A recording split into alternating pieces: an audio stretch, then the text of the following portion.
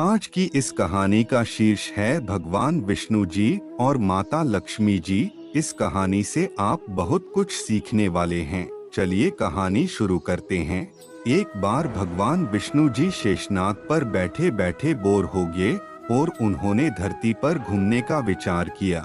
वैसे भी कई साल बीत गए थे धरती पर आए और वह अपनी यात्रा की तैयारी में लग गए। स्वामी को तैयार होता देखकर लक्ष्मी माँ ने पूछा, आज सुबह सुबह कहाँ जाने की तैयारी हो रही है? विष्णु जी ने कहा, है लक्ष्मी, मैं धरती लोक पर घूमने जा रहा हूँ।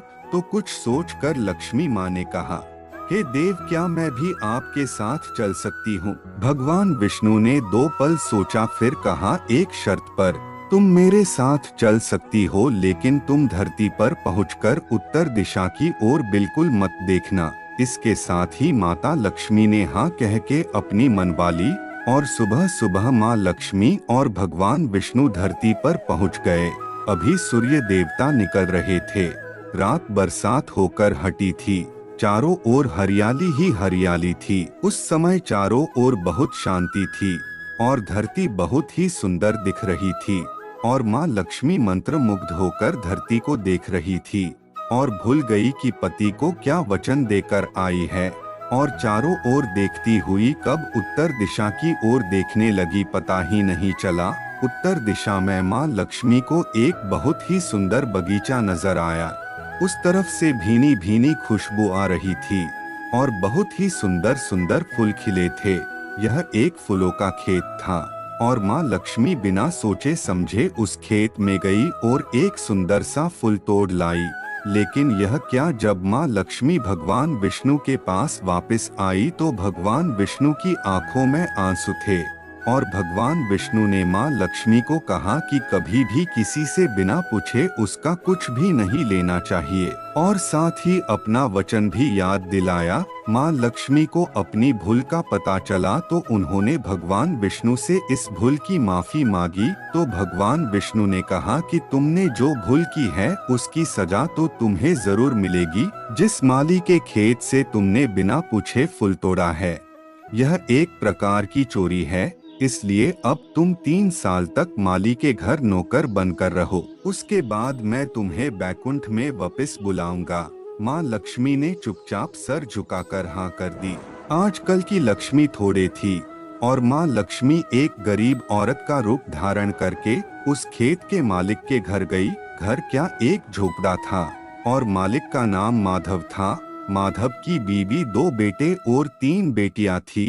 सभी उस छोटे से खेत में काम करके किसी तरह से गुजारा करते थे। माँ लक्ष्मी जब एक साधारण और गरीब औरत बनकर जब माधव के झोपड़े पर गई तो माधव ने पूछा, बहन तुम कौन हो और इस समय तुम्हें क्या चाहिए? तब माँ लक्ष्मी ने कहा, मैं एक गरीब औरत हूँ, मेरी देखभाल करने वाला कोई नहीं। मैंने कई दिनों से खाना भी नहीं खाया, मुझे कोई भी काम दे दो, साथ में मैं तुम्हारे घर का काम भी कर दिया करूँगी। बस मुझे अपने घर के एक कोने में आसरा दे दो। माधव बहुत ही अच्छे दिल का मालिक था। उसे दया आ गई, लेकिन उसने कहा, बहन मैं तो बहुत ही गरीब हूँ।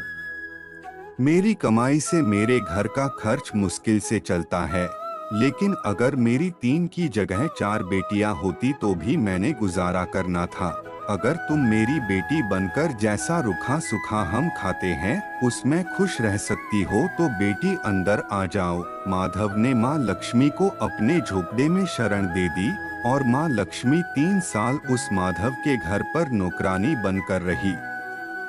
जिस दिन माँ लक्ष्मी माधव के घर आई थी उससे दूसरे दिन ही माधव को इतनी आमदनी हुई फूलों से कि शाम को एक गाय खरीद ली। फिर धीरे धीरे माधव ने काफी जमीन खरीद ली और सब ने अच्छे अच्छे कपड़े भी बनवा लिए और फिर एक बड़ा पक्का घर भी बनवा लिया। बेटियों और बीबी ने गहने भी बनवा लिए और अब मकान भी बहुत बड़ा बनवा लिया था।